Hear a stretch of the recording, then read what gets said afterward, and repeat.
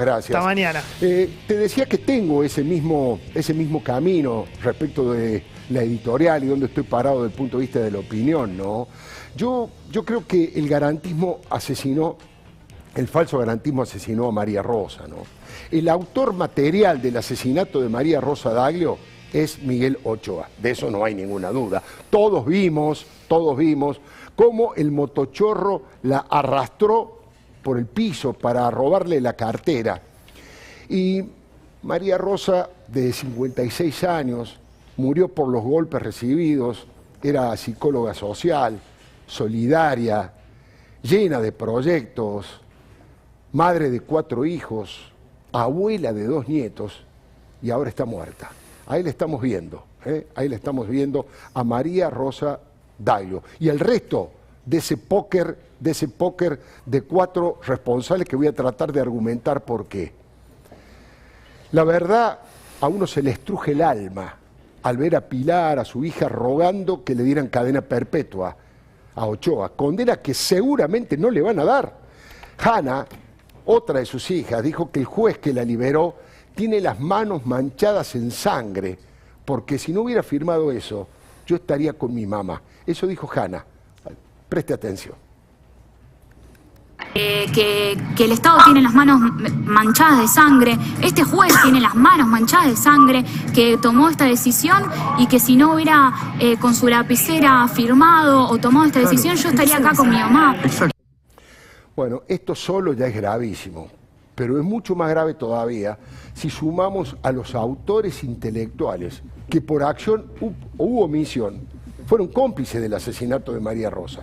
Estoy hablando de los jueces Víctor Violini y de Marcelo Riquert y del ex miembro de la Corte Suprema de Justicia. Ahí lo podemos ver, estamos hablando de Eugenio Zaffaroni. Allí están, Víctor Violini, Eugenio Raúl Zaffaroni, Marcelo Riquert y atrás el asesino, Miguel Ochoa. La verdad que la pandemia de inseguridad, el aumento de crímenes, de robos e impunidad, nos obliga a ir a fondo. Veamos la cadena de irresponsabilidades, Hay que ver si los organismos correspondientes deciden si estos magistrados merecen un juicio político y su posterior destitución. Víctor Violini, al que vemos allí, es responsable porque fue el que dictó una resolución en la Cámara de Casación Penal que fomentó la liberación masiva de delincuentes. Ahí está Víctor Violini. Los liberaron de las cárceles, fue un integrante, Violini, del delirio cristinista que siempre está a favor de los violadores de la ley y generó un clima y las normas necesarias para abrir las puertas de las cárceles en forma frívola y perversa. Mire, el actual viceministro de Justicia, el ex espía Juan Martín Mena, también hizo un aporte a esta salvajada cuando resolvió propiciar de un plumazo la liberación de 350 presos después del motín de la cárcel de Devoto. Quería preguntarle a Carolina Píparo, que ha sufrido en carne propia este tipo de falso garantismo, esta protección de los delincuentes. Ahí estamos viendo ese terrible motín en Villa Devoto, y ahí en ese lugar fue donde actuó Martín Mena. Pero Carolina Píparo, muy buenas noches, bienvenida, gracias por estar aquí.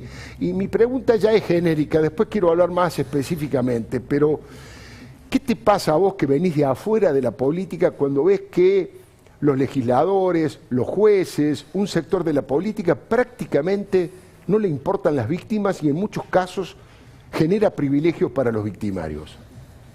Buenas noches, Alfredo. Buenas noches a todos. Yo creo que no es un falso garantismo, creo que se trata claramente de abolicionismo, que es lo que el kirchnerismo y gran parte de la justicia viene predicando hace tiempo. Nosotros advertimos, digo nosotros en general, ¿no? Porque no lo digo como legisladora, digo los argentinos advirtieron, porque el 88% de los argentinos no estábamos de acuerdo con estas liberaciones masivas. Yo ayer justamente hablaba con Diego Leuco sobre la advertencia de los peritos, ¿no? Y la importancia de los peritos cuando hablan de peligrosidad. En este caso hablaban específicamente de peligrosidad. A los jueces en general no les gusta esta herramienta, ¿no? Y estamos de acuerdo con lo que se hablaba en principio, que las cárceles sí están superpobladas, que podríamos haber sido flexibles en muchísimos casos, pero en casos de peligrosidad claramente no, porque estamos poniendo en riesgo de vuelta a la sociedad, estamos haciendo oídos sordos de lo que nos está pidiendo la sociedad. Fijémonos cuando propusimos en el 2017, se propuso la ley de ejecución penal, que justamente lo que no permitía es que violadores y asesinos cumplan menos condena de lo que habían establecido, no proponíamos mayores condenas. Y todo el kirchnerismo trató esta ley como si estuviéramos hablando prácticamente de dictadura. Claro. Y yo no creo que haya tenido que ver exclusivamente con la pandemia. El gobernador en su asunción habló de descomprimir las cárceles y esto era diciembre. Y Cipriano García en la Comisión Provincial por la Memoria viene peleando, y él mismo lo dice, piden 120 liberaciones diarias. Entonces creo que al kirchnerismo solamente obviamente le molesta un tipo de delito, que es lesa, y está muy bien, pero el resto de los delitos realmente no le importa, siempre es un guiño a la delincuencia, claro. y creo que la justicia lo siente de esta manera, ¿no? Avalada, porque como vos decías, esto viene desde la universidad, desde Zaffaroni, desde que los alumnos hoy están pidiendo, y esto es esperanzador, ¿no? Están pidiendo leer más sobre derecho penal, porque estamos llenando obviamente los juzgados de un montón de personas que no creen en la pena. Entonces digo, es como que yo diga que yo no creo en la política y trabaje de política. Si no creemos en la pena, podemos dedicarnos a otras ramas del derecho. Ahora, Carolina, ¿por qué dice usted que hay 88% de los argentinos que se oponen a las liberaciones? ¿Es producto de una consulta, de una encuesta que hubo? Ese dato, ¿por qué usted lo trae a colación? Exactamente, porque después de la liberación masiva salieron 2 consultoras a hacer una consulta sobre este tema en particular. O sea que acá no había una cuestión de grieta. Claro. No era una cuestión de 41, 48 de las elecciones, era el 88% de la población argentina. No sé si se acuerdan que hubo un gran cacerolazo ese día, porque estábamos todos encerrados mientras liberaban a los presos. No están dadas las condiciones, por lo menos en la provincia de Buenos Aires, que es donde yo trabajo, para controlar los arrestos domiciliarios. No hay tobilleras suficientes, entonces digo, hay personas con las que obviamente hay que tener distinto trato y se puede.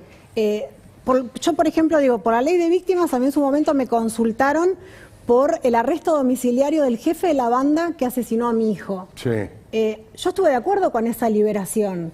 ¿Pero por qué estuve de acuerdo? Porque no se podía mover esa persona, o sea, no era un peligro para absolutamente nadie. Y no lo pongo como ejemplo porque entiendo el que piensa distinto. Seguro. Pero cuando no es un peligro sí se puede pensar. No se puede pensar en este caso de Ochoa, porque miremos cómo terminó, ¿no? Con María Rosa arrastrada de esa manera. Siempre elegía mujeres, víctimas más vulnerables, para atacar. Durante 8 veces había atacado a mujeres en robos agravados. Sí. Entonces digo, acuerdo plenamente con las hijas de María Rosa. Creo que los jueces, muchos jueces, no solamente ellos, tienen las manos manchadas de sangre. Otro de nuestros invitados y al cual estamos agradecidos es Luis Otero. Luis Otero es un colega, un periodista de muchos